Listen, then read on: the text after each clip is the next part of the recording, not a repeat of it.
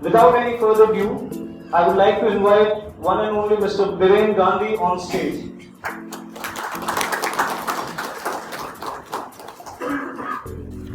And thanks everyone for coming here this evening in very big numbers on a weekday, especially in the evening. I know Ahmedabad traffic is really bad. First of all, I would like to express my gratitude. It's a humbling experience. It's an honor to be invited on behalf of TIE Ahmedabad chapter, on behalf of something always gives us some kind of guiding light in terms of how to focus on our career, how to focus on our professions, how to focus on the business, how to focus on learning, and a variety of things. So without further ado, let's jump right into what are some big overarching trends that we see in 2020 and beyond, both from a technology perspective as well as from a business perspective. So these are like the 30 technologies as many people have quoted, and you might have seen some similar infographics all over the web, the top 15 technologies. And it has been going on, and it's going to continue to further grow as we move forward with life. So there are some technologies like mobile and social internet. That's nothing new. Facebook's almost 15 years old now, and many other platforms are already mature. So things are already steady, and even then they are mentioned as part of the next decade. Reason being, even though these technologies are mature, they are steady, their impact is only going to increase as we move forward. And it's all about the impact in the end. Other technologies, they are rising in trend, so they are kind of growing in adoption. Artificial intelligence, as obviously is like one of the top 5 according to many different reports, Fortune and Gartner and every outlet out there. Voice assistants, which I'm personally focusing on. IoT, obviously it's one of the big ones. Edge computing, fog computing, all those things are rising, they are gaining traction. And one of the reasons for these technologies to gain traction is they solve some real world problems. Any technology is as good as the problems it can solve at a cost effective and optimal manner. Otherwise it's just a fad, it's a hobby, it's a science project. It's not a sustainable, viable business. So technology has to kind of transform into a sustainable, viable business for it to survive for a long period of time.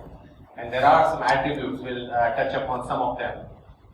A few other technologies are like forever trends. They are always there, not steady, like beyond steady. So for example, collaboration tech.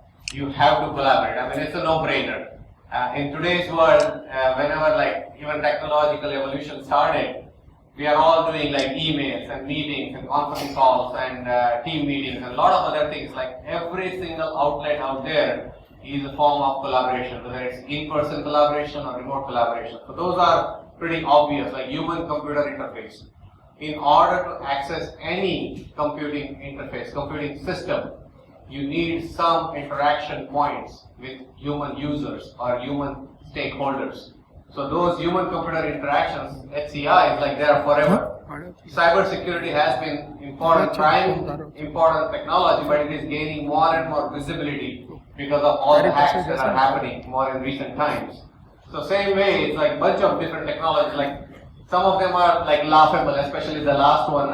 If you look here, like faster, better internet. Like who doesn't want like faster, better internet, right? It's always there. So sometimes like this infographic generators like take it like to the real extreme to include everything, whatever they can. So we have to always take things from a pinch of salt. Like exactly, we have to digest in our own form that what we can extract out of it in terms of utility values. Some of them are really disruptive and futuristic trends, like quantum computing, for example.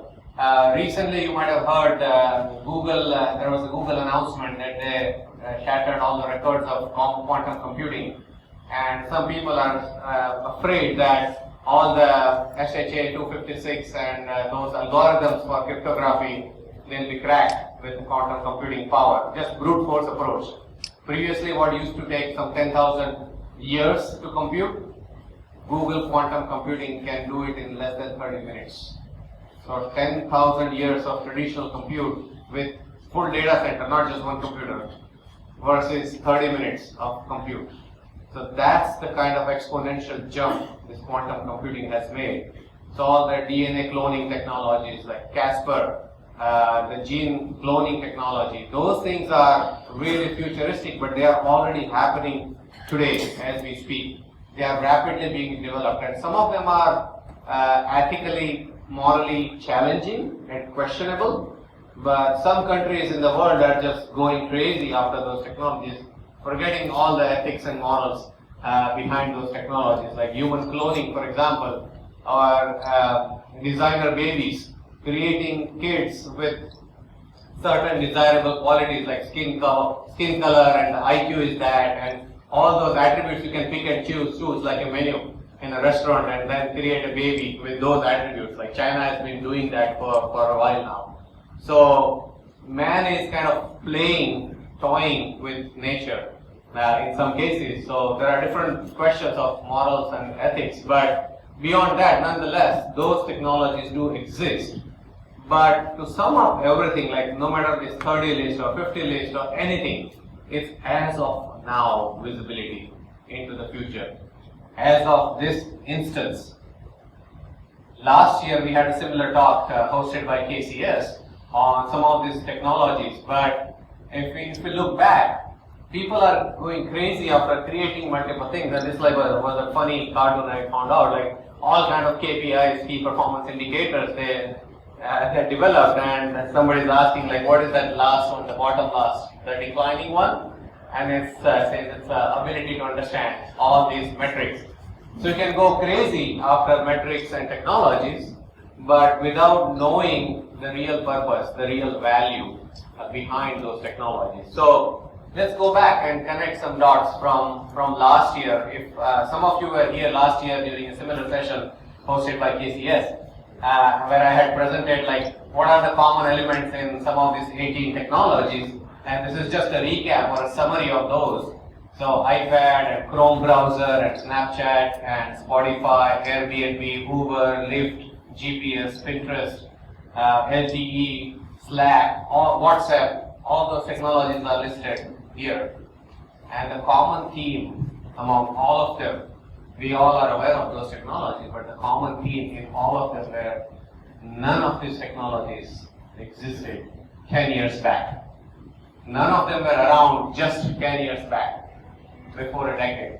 Whatever is very ubiquitous, very commonly understood, commonly utilized, wasn't there 10 years back. So we have to question ourselves, like, we can't even see 10 years out in the future. There's no way human beings can see 10 years out there in the future. This is about the past. The speed, the pace of innovation has been accelerating ever since. So today, if we have to say, we cannot even see 5 years in the future. And on one side, we are trying to predict the future of technology. So it's kind of a contradictory norm. But nonetheless, we are doing our best efforts in kind of shaping ourselves, adjusting our sails to the winds that are blowing so that we can lead into the future. So future is uncertain by any means. Whoever is claiming that, hey, these 1, 2, and 3 technologies are going to be there, they are the winning technologies 10 years from now, is lying. Nobody can predict with certainty those things because nobody knows for sure. But what we can do is at least get the gist out of it, whatever makes sense out of it, and adjust our direction, our positioning to fit those norms and keep on adjusting as we move along. And it's not about the technology. Business innovation is exactly the same thing. It also follows like certain norms and attributes that are very, very prominent today. So for example, corporate innovation, if you look on top left, that's also very prominent. Every big company is having some internal incubation, acceleration type of project. Sometimes it's with good gestures. Many times it's with just the marketing and publicity reasons as well. So they throw some money and claim some news that, hey, we have an accelerator program, we have an incubator program. Sometimes it's used as a tactic for employee retention programs and kind of employment health kind of sort of things. So many different companies are doing corporate programs, innovation programs. Some of them are really kind of realizing their own limitations. It's like a Titanic. The larger that you are, larger the ship that you are, it's extremely difficult to move and change direction. So once the company grows beyond certain size, it's very difficult to foster innovation in reality. I mean, it's not a rocket science, it's pure business sense. If you have $100 to invest somewhere, and if you're getting in one place, you're getting $50 of return in 1 year, versus in some other startup unknown ideas, you are getting zero return guaranteed for next 5 years. Where would you put your $100 hard-earned money? You will definitely go towards like much more known, predictable places to invest those money. So same thing happens for giant corporates. After they cross certain limits, it's extremely difficult financially, balance sheet wise, from a stock market perspective as well, from their perception, to invest into disruptive ideas, into futuristic ideas which are not yet proven, which are very early stages and all that. Very handful of the companies can actually do that at a great extent. Same thing, the data-driven enterprises or new business models. The companies are constantly trying. Adobe, for example, we are all familiar with Adobe systems. So previously they were delivering their softwares on like CDs and discs and all that. They changed their business model into more of a subscription-based models. The revenue went down drastically when they made that switch, but they were able to withstand that. They kind of resisted the market pressures and continued with that direction and created the whole new business models. Same thing goes for Microsoft is also trying with all the Office 365 and everything. So this is just one example of subscription, like from a fixed to subscription based SaaS model, but there are many other new business models that are evolving as well. And other important thing is the ecosystem play. How many of you have heard the term co-creation? Anybody? So co-creation is like a new buzzword, or co-innovation. So previously the focus was on purely doing corporate innovation. So companies can do innovation themselves, whether it's a large or small, it's like a single entity. Later on, in the spirit of collaboration, they all realized that, hey, we can win only if we work together. The world is becoming more and more collaborative. It doesn't mean that you are generous and kind of giving away your share to some other party. No, nobody is generous. Everybody is selfish, and that's how they should be for a business to succeed. So nothing wrong about that. But people are realizing that even to have a business success in a selfish manner, you have to work with other parties. You have to work with ecosystem partners. You have to have kind of a collaborative set of bodies, and the existence of TIE and the organizations like that is a living proof that it is indeed working out quite well. So the future is going to be, from a business perspective also, the future is going to be much more collaborative, co-creation, co-innovation driven. The famous quote of Einstein is like reminds us, and we can definitely apply it in the business and technology context, right? So Einstein says science without religion is lame, and religion without science is blind. Now if we map, just change the word. Instead of science, we replace business, and religion, we replace technology. Then the same thing reads very appropriately. Business without technology is lame. So any business that is operating without technological mindset is not going to make enough progress. It will be successful only moderately, not a very high level exponential success. And the same thing goes for technologies. Technology without business is blind. Just doing technology for the sake of doing, it's not business. It needs a direction. It has to have some kind of a profit-making mindset for it to succeed. Otherwise, no technology is going to survive. It's going to be a fad. So it comes up, everybody talks about it, and then just it dwindles in the past. So Trends2020, it's a nice combination of both the sides, both halves of the brain. On one side, it's a technological part, two sides of the coin, and the other side, it's a business half. We have to mind the gap in between. We have to understand both the sides of it to really understand where the Trends2020 is going to lead us, both from technology perspective and from a business perspective. So instead of driving the details and nuts and bolts of the technology elements and which technologies are going to be successful, because I don't claim to be knowing all of them, nobody knows. So what we'll do is we'll try to touch upon some of the attributes which are common. And if you summarize all those attributes, these two words actually summarize all of those attributes. covering both technological innovation and the future as well as business innovation and the future.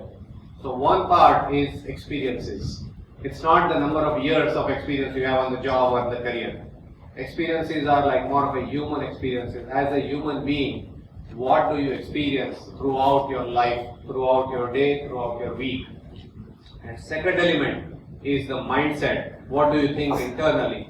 Experiences are external factors and mindset is internal factor of success. And that's the name of this so-called future game. So any future trend can be summarized by these two elements. So in terms of experiences, we'll jot down these 5 elements. So one part would be transactional experiences, sensory experiences, or digital experiences, or relational or human experiences. So just to give a little bit of a detail, what would be the transactional experience? How many of you have taken like Ola or Uber rides, or purchased a coffee or a tea at a restaurant, or going for dinner or snacks at some favorite restaurants, right? All those are transactional experiences. You order some service, you get some service, you pay some money, and that's it. It's done deal. It's a very, very short-term, tactically focused, give and take kind of relationship. People don't think, but innovation is required. It's happening both from a technology perspective and from a business perspective on those transactional experiences as well.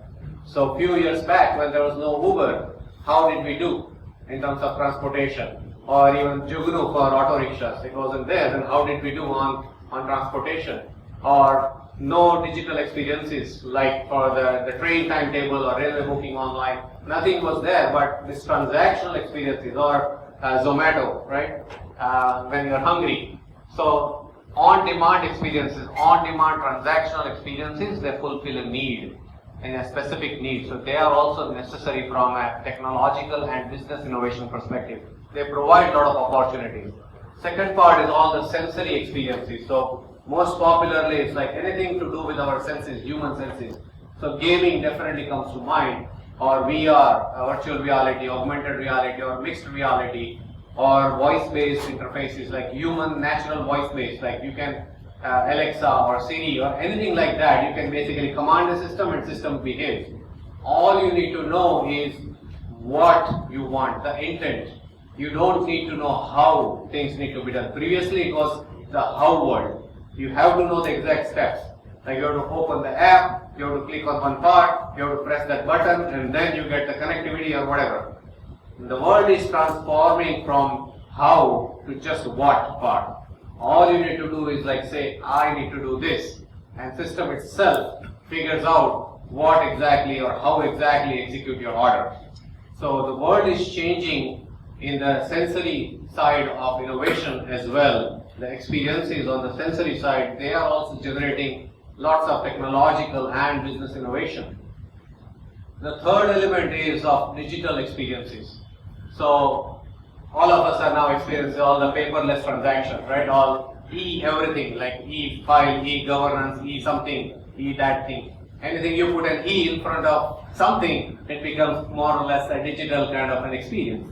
Or in a subtle layer, most of you have heard about the fintech revolution of blockchain and cryptocurrencies and Bitcoin. So it's inherently like a trustless system. So system or algorithms are providing trust in a trustless system.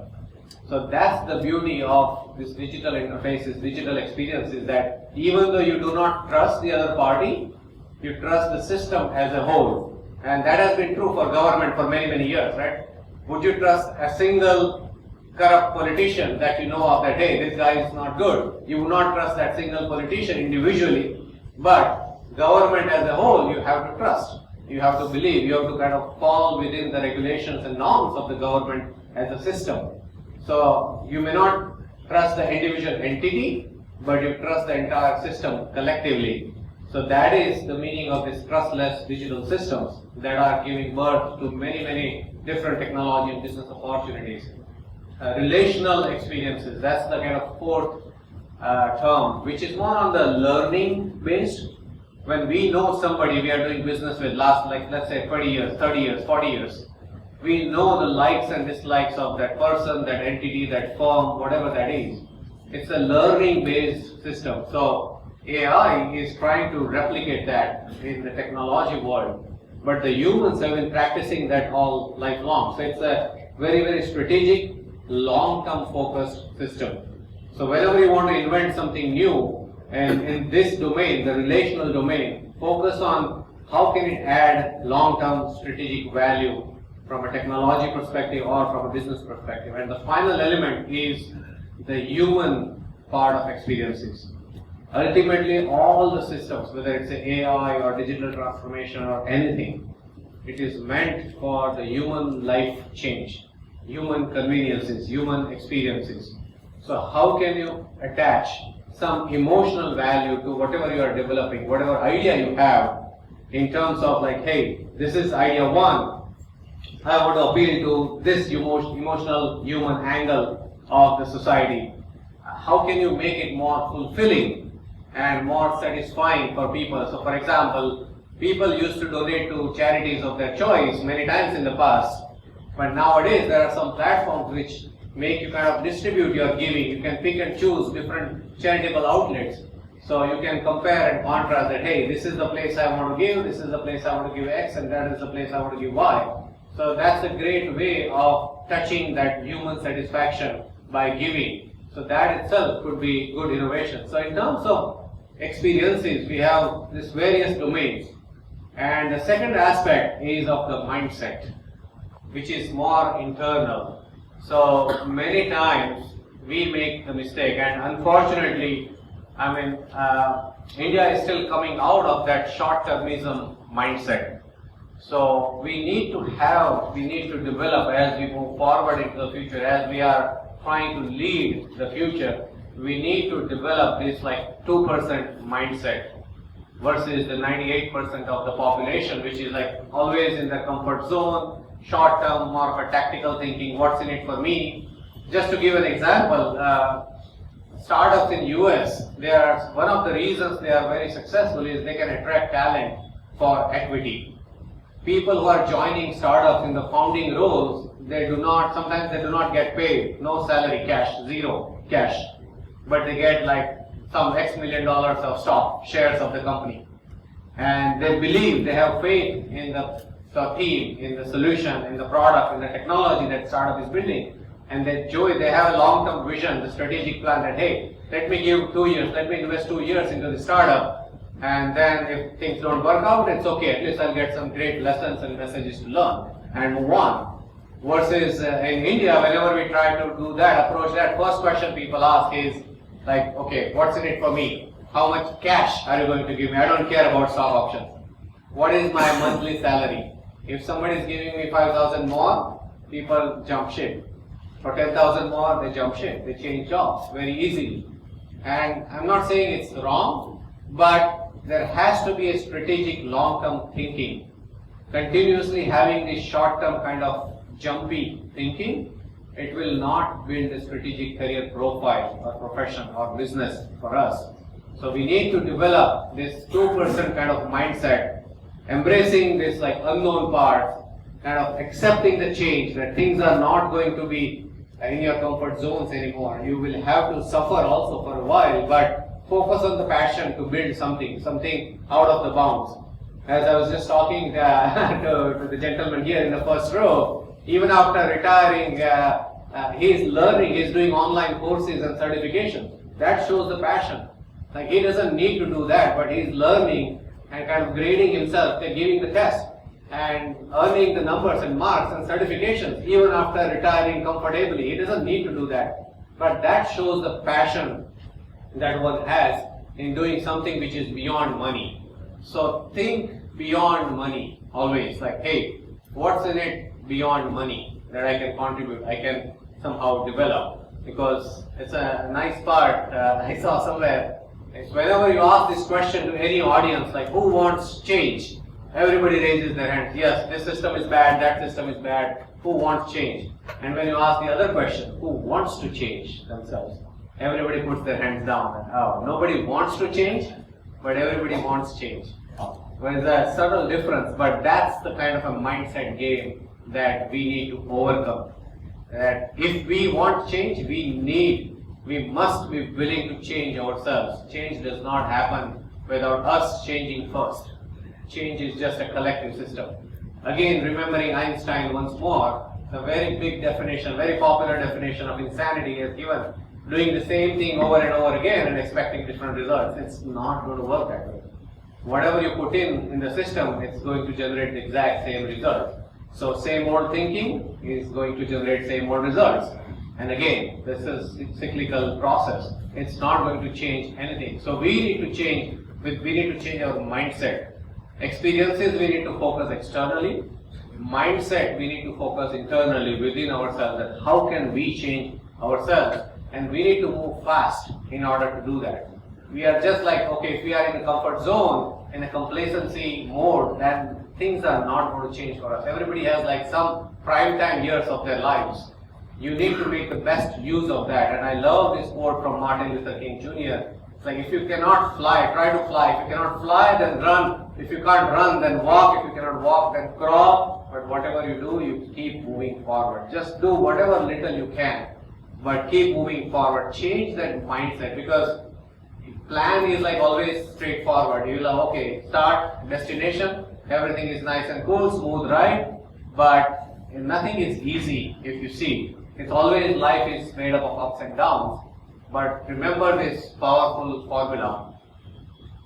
Always keep learning. So even if you start with 1 unit of your skill set, resources, whatever it is, if you keep on learning just 1 unit every day, keep on adding that 1 unit of new thing into your portfolio, for next 1 year, you'll end up with a pretty big number. So if you start with 100 units, you end up with 3,700 units of whatever that was. Money, resources, skill sets, whatever potential you have. And if you keep losing just one thing, in terms of your ignorance, in terms of complacency, in terms of laziness, in terms of just focusing on entertainment or whatever your weakness is, if you keep losing one thing every day, if you start with 100, you end up with 3 at the end of 1 year. So remember this formula, because that's what reminds us continuously to learn, to grow, to focus on our strengths and to kind of build on that. And we still need to remember that not all the storms, sometimes like we are disturbed by the environmental situation. Hey, market is bad, economy is bad. But sometimes things happen for the right reason. So always look that, hey, these are the opportunities to grow. These are the opportunities to invest. These are the opportunities to do something different. Because the proven path is no longer working. So create a new path. Be first one, basically, to do something different from the crowds. Without that, we all are going to be just ordinary human beings. The difference between ordinary and extraordinary is that little extra. Are we willing to put that little extra in terms of effort, in terms of our learning, in terms of our developing new experiences, in terms of developing new mindsets?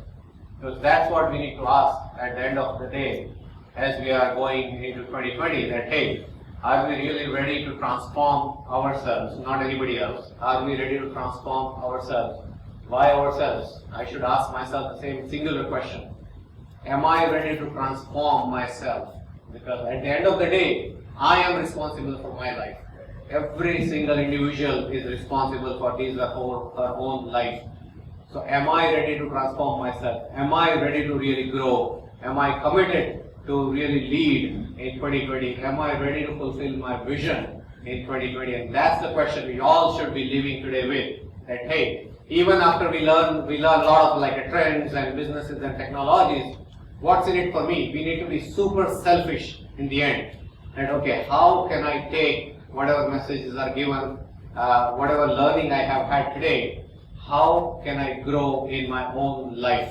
What kind of commitment am I ready to make today in my own life so that I can capture the gist of it for the foreseeable future? I can capture the best part of my life and leverage them. So with that, let's make a decision. Let's determine to connect with everybody today. Let's determine to collaborate and create something meaningful, something satisfying, which touches upon many different experiences with the right kind of mindset. Thank you very much.